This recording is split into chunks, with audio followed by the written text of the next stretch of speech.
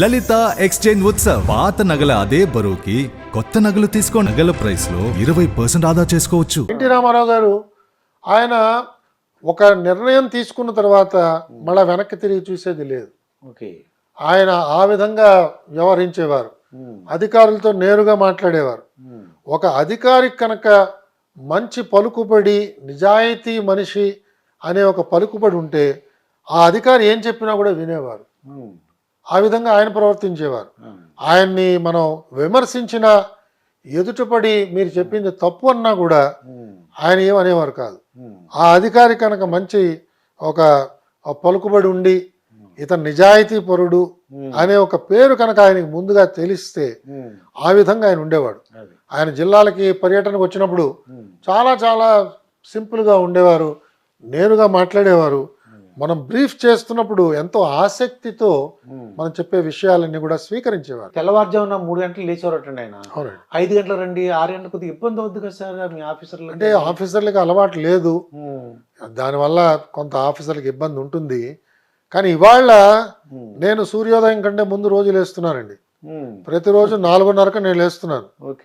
పొద్దున్నే లేచి నేను చేయవలసిన దైనందిన కార్యక్రమాలు చేస్తున్నాను. నాకు చాలా హాయిగా ఉంది. సర్వీస్లో ఇది బహుశా చేయడానికి ఇబ్బంది ఉందేమో కానీ ఇవాళ నాకు చాలా బాగుంది. కాబట్టి అదొక అలవాటు కింద మారితే అధికారులకి సమస్య లేదు. అధికారులందరికీ అలాంటి అలవాట్లు ఉండవు కదా, దాంతో పాపం వాళ్ళు చాలా సమస్యలకి అంటే ధైర్యం చేయలేకపోయారు. అంటే నేను రానండి, ఆ టైం కుదరదండి అంటే ఆయన పాపం అంటే కొంచెం చెప్పేవాళ్ళు. ఆయన కూడా అందరినీ రోజు పిలిచేవారు కాదు. అలాగే పిలిచిన వాళ్ళందరికీ పొద్దున్న 5ంటికే చాలా గొప్ప పలహారం పెట్టేవారు. వాళ్ళందరూ 5ంటికి 5:30కి మేము తింటాం సార్ అని చెప్పేవారు. కానీ ఆయన దగ్గరుండి వాళ్ళందరికీ పలహారం వాళ్ళందరికీ ఇచ్చేవారని చెప్పి వినేవాడిని. ఆయన పర్సనల్ లెవెల్లో చాలా ఔదార్యంతో ఉండేవారు. చాలా గొప్ప మనస్సు వారిది. ఇలా ఒక్కొక్కళ్ళది. మా జగన్మోహన్ రెడ్డి గారి పరిస్థితి, జగన్మోహన్ రెడ్డి గారి స్టైల్ ఎలా ఉందంటే ఆయన ఏంటంటే ర్యాపిడ్ ఫైర్ అండి.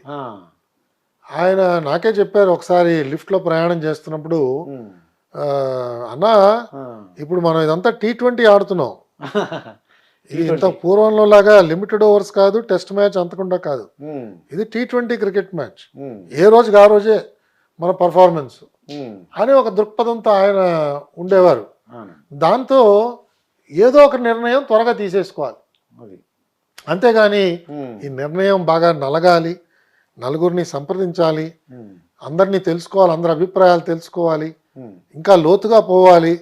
ఇతనికి అనుభవం ఉందా, మనకు సలహా ఇస్తున్న వాడికి అనుభవం ఉందా, ఇతని బ్యాక్గ్రౌండ్ ఏమిటి, ఈ బ్యాక్గ్రౌండ్లో ఎవరికి మంచి అనుభవం ఉన్నది వాళ్ళని సంప్రదిద్దామా, ఇలాంటి ఆ దూరపు ఆలోచన నాకు కనిపించలేదండి.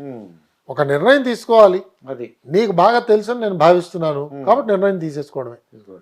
కొన్నిసార్లు ఆయన ముందుగానే ఆలోచన చేసేవాడు, మరి ఆ నిర్ణయం మంచిది అని భావించేవాడు, ఆ నిర్ణయాన్ని ప్రకటించేసేవాడు. సపోజ్ మనం దాన్ని ఏమన్నా సవరణ చేయడానికి ప్రయత్నం చేస్తే అది వద్దన్నా అది పక్కన పెట్టేసి అది అయిపోయింది అలాగో, ఇంకేమైనా ఉంటే చెప్పు అనేవారు. సో ఆ విధంగా ఈయన quick decision making, rapid firing లాగా ఉండేది ఈయనతో. అన్ని త్వరగా నిర్ణయాలు చేసేసేయాలి. అంత త్వరగా నిర్ణయం చేసిన తర్వాత అమలు చేసినప్పుడు సమస్యలు వస్తాయేమో కదా అని మనం చెప్తే ఆ తర్వాత చూద్దాం, అమలు చేసినప్పుడు చూద్దాం అనేవారు. కానీ అందుకే మనం చూస్తున్నాం ఆయన ప్రభుత్వంలో అనేక ఆర్డర్స్ కోర్టు కొట్టేయడం కానీ, స్టే ఆర్డర్స్ ఇవ్వడం కానీ అలాంటివి జరుగుతున్నాయి. అవన్నీ కూడా ఎప్పుడు లేని విధంగా, అవన్నీ కొంచెం మరి ప్రభుత్వానికి అది పరాభవం కింద భావించాలి యాక్చువల్గా. బట్ ఆయన దృష్టి ఇలా ఉంటుంది, ఆయన ఆలోచన అలా ఉంటుంది, అది ఆయన శైలి అండి. కొంతమంది జగన్ దగ్గర గారు వర్క్ చేసిన తర్వాత 60 years రిటైర్ అయిన తర్వాత కూడా వాళ్ళు ఎక్స్టెన్షన్ తీసుకున్నారు సార్. మా ఫ్రెండ్ ఇద్దరు ఒకడు ఉన్నారు, అతను జే మురళి అని, అలాగండి, ఆయన కూడా ఎక్స్టెన్షన్ తీసుకున్నారు. అవునండి. అంటే మీలాంటి వాళ్ళకి ఇంట్రెస్ట్ లేదనిపిస్తుంది నాకు చూస్తుంటే.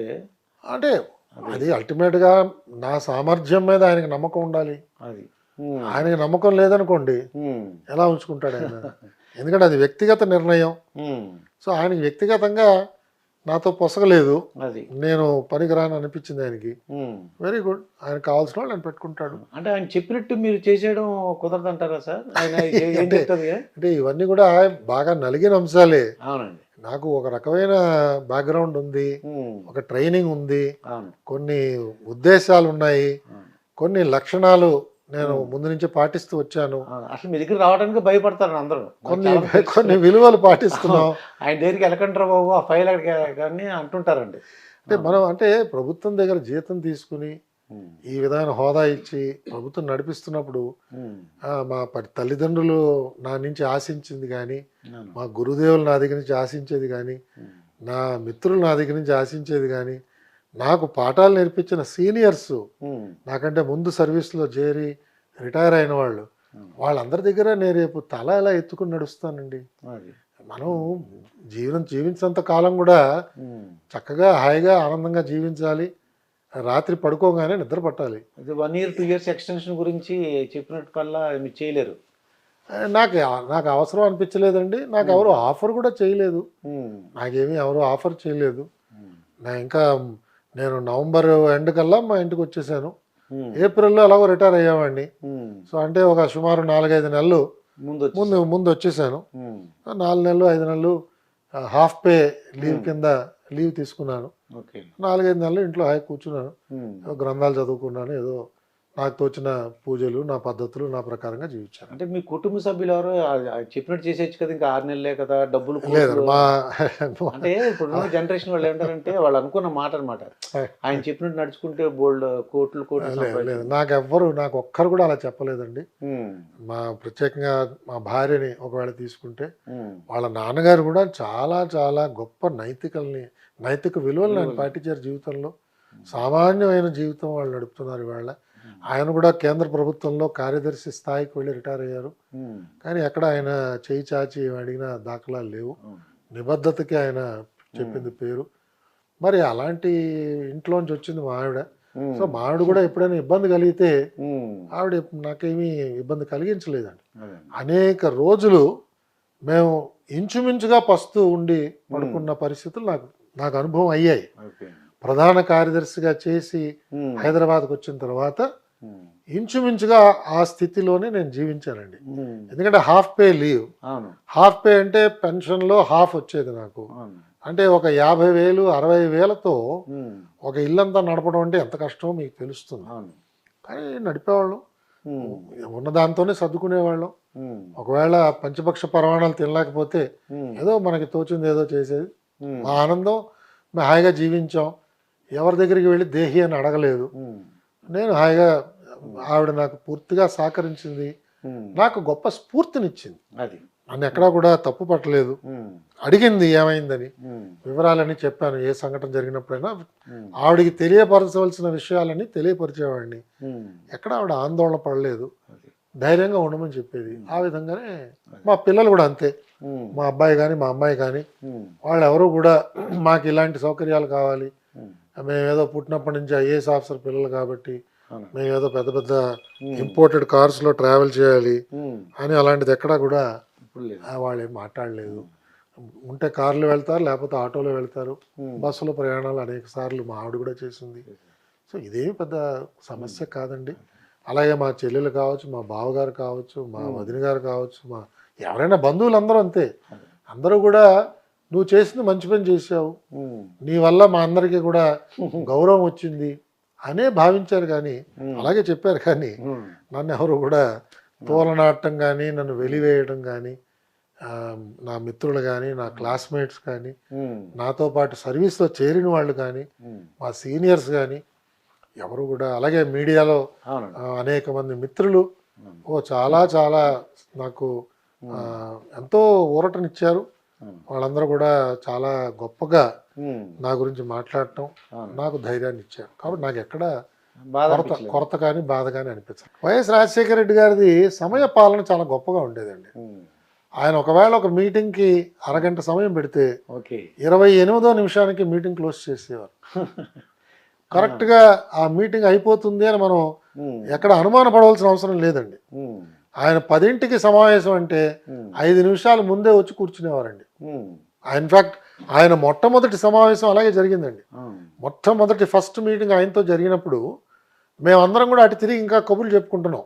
ఆయన రావడానికి టైం పడుతుందండి, ఏదో మనకి టైం అయితే చెప్పారు 10ంటికి, 10ంటికి ఎక్కడ వస్తారులే ముఖ్యమంత్రి గారు అని మేము అందరం అటు తిరిగి ఏదో మాట్లాడుకుంటున్నాం మాలో మేము, ప్రధాన కార్యదర్శి గారు మేము అందరం కూడా. ఒక్క నిమిషం ఎవరో వెనక్కి చూడంగానే ఆయన వచ్చి కూర్చున్నాడు ఆల్రెడీ. ఆ విధంగా రాజశేఖర రెడ్డి గారు ఉండేవారండి. ఆయన సమయపాలన అంటే సమయపాలన. ఒకవేళ ఆయన నిర్ణయించిన సమయంలో ఆ సమావేశంలో తీసుకోవాల్సిన నిర్ణయం తీసుకోలేకపోతే ఆయన క్లియర్గా చెప్పేవారండి, మనం ఇవాళ అనుకున్న సమయం అయిపోయింది, మీరు మళ్ళీ తయారవ్వండి, మీరు ఎప్పుడు కావాలంటే అప్పుడు నేను మళ్ళీ ఇంకో సమావేశం పెడతాను, ఇవాళ ఇంతటితో సమావేశం ముగించేద్దాం అని చెప్పేసేవారండి. అంటే సమయానికి ఆయన ఎక్కువ ప్రాధాన్యత ఇచ్చేవారు. ఎందుకంటే ముఖ్యమంత్రి గారి సమయ పాలన మీద కనీసం 300-400 మంది వాళ్ళ సమయాలని వాళ్ళు పాలించడానికి అవకాశం ఉంటుందండి. ఈయన దగ్గర ఆలస్యం అయిందనుకోండి, ఈ 300-400 మందికి అది ఒక రకమైన అంతేనండి. అక్కడ వాళ్ళు పెట్టుకున్న మీటింగ్లు పోతాయి, వాళ్ళు పిలిచిన విజిటర్లు పాపం ఇంకా వెయిట్ చేస్తారు, అవన్నీ కూడా డిలే అయిపోతాయి. అది బహుశా దృష్టిలో పెట్టుకుని రాజశేఖర రెడ్డి గారు ఎప్పుడు కూడా సమయపాలన అంటే సమయపాలన అండి, ఆ విధంగా ఉండేది. ఆయన కక్షపూర్తి చర్యలు ఏమైనా ఉన్నాయంటారా వైఎస్ రాజశేఖర రెడ్డి? ఎక్కడ కనిపించేవి కాదండి.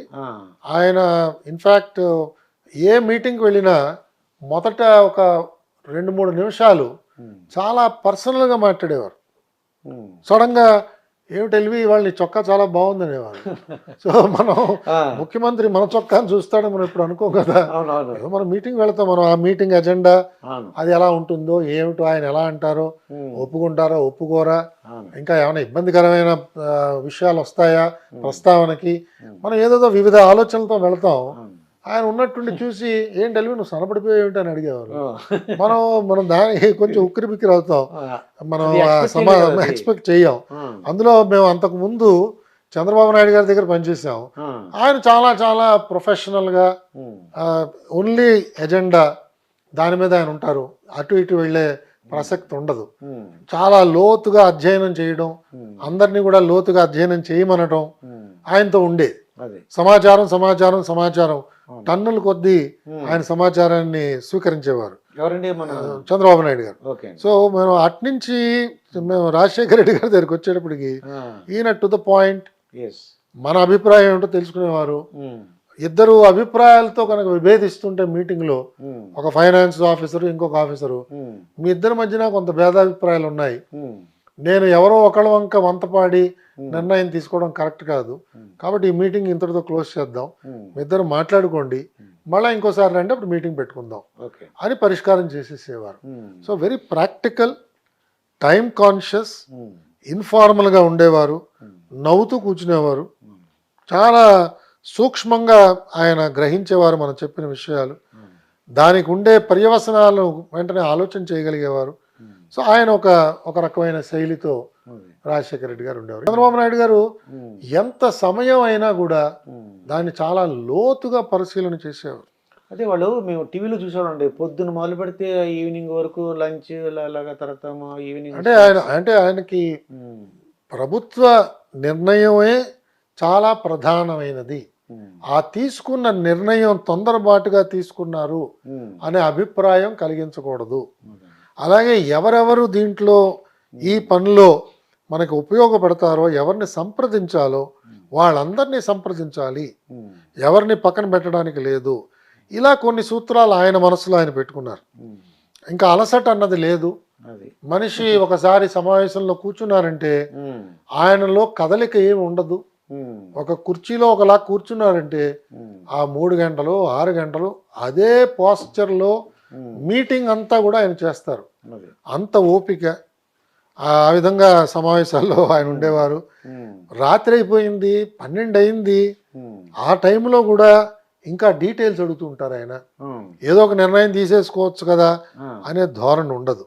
అది ఆయన శైలి, ఆ విధంగా చేసేవారు. అలాగే ఇంకా ఏమన్నా ఇంప్రూవ్మెంట్ చేయడానికి స్కోప్ ఉన్నదా, లేదా ఇదేనా, ఇది అంతిమ స్థాయికి మనం చేరామా, ఇంకా ఏమైనా ఇంప్రూవ్ చేయొచ్చా, ఇంకా ఏమన్నా దీంట్లో నగిషీలు చేయొచ్చా, ఇంకా ఏమన్నా కొత్త అంశాలు ఏమన్నా చేర్చచ్చా, అమలు చేసే ముందు ఇంకా ఏమైనా ఆలోచన చేయొచ్చా, వాళ్ళని సంప్రదించచ్చా, వీళ్ళని సంప్రదించచ్చా, ఇలాగ బహుముఖంగా ఆయన ఆలోచన చేసేవాడు. అది ఆయన శైలి. పదాలు తెలియని పెదవులకు అమృత వాక్యం అమ్మ. సంతానలేమి సమస్యతో బాధపడుతున్న ప్రతి స్త్రీమూర్తి బాధను మేము అర్థం చేసుకోగలం. 49 వరల్డ్ బెస్ట్ ఎంబ్రియాలజీ ల్యాబ్ మరియు జిల్ట్రిక్స్ అలారం సిస్టాన్ని మొట్టమొదటిసారిగా ఏపీ మరియు తెలంగాణలో ఈ నెల 9న ప్రముఖ సినీ నటి స్నేహ, స్పెయిన్ దేశానికి చెందిన international senior embryologist Javier Herrera గారు ప్రారంభించారు. ఈ శుభతరుణంలో రక్త పరీక్షలు, AMH test, RBS, semen analysis, ultrasound scan, follicle scan ఈ నెల 31 వరకు ఉచితంగా అందిస్తుంది. 49 49 అంటే సంతానం, 49 అంటే సంతోషం.